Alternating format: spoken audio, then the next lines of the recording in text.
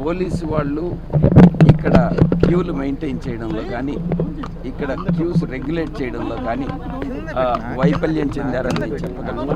Collector గారికి చెప్పాను, SP గారికి చెప్పాను, డిఎస్పీ గారికి చెప్పాను. వాళ్ళందరూ కూడా ఇక్కడికి వచ్చి రెగ్యులేట్ చేస్తామని చెప్పారు.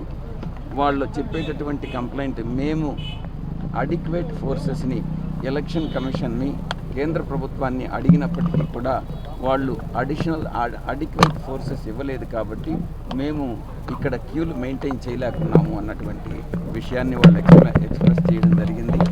ఈ యొక్క బాధ్యత వాళ్ళు నేను ఒక్కటే చెప్పాను ఎస్పీ గారికి, మీరు అడిషనల్ ఫోర్సెస్ తీసుకొచ్చి క్యూలన్నీ రెగ్యులేట్ చేసి ఎవరైతే ఇన్కన్వీనియన్స్ ఫీల్ అవుతున్నారో ఓటర్స్ అందరూ కూడా వాళ్ళకి ఉపశమనం మీరు కలిగించగలరా లేదా?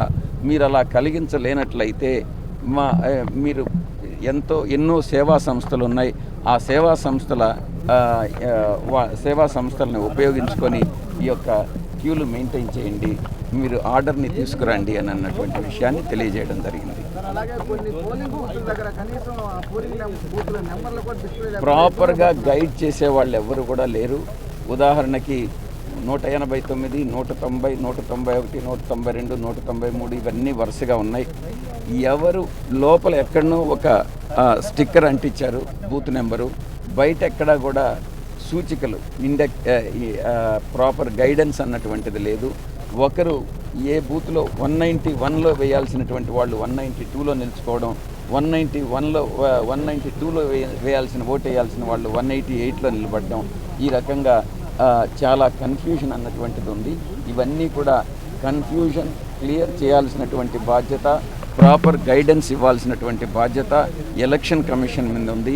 లా అండ్ ఆర్డర్ కానీ క్యూలు మెయింటైన్ చేయాల్సినటువంటి బాధ్యత పోలీస్ యంత్రాంగం మీద ఉంది. వీళ్ళు పూర్తిగా వైఫల్యం చెందారు అన్నటువంటి విషయం మాత్రం నేను చెప్పగలను. ఓటర్లకి మీరు సంయమనం పాటించండి. మీరు తప్పకుండా మంచి ప్రజాస్వామ్యంలో మీరు వేసేటటువంటి ఓటు అన్నటువంటిది చాలా విలువైంది.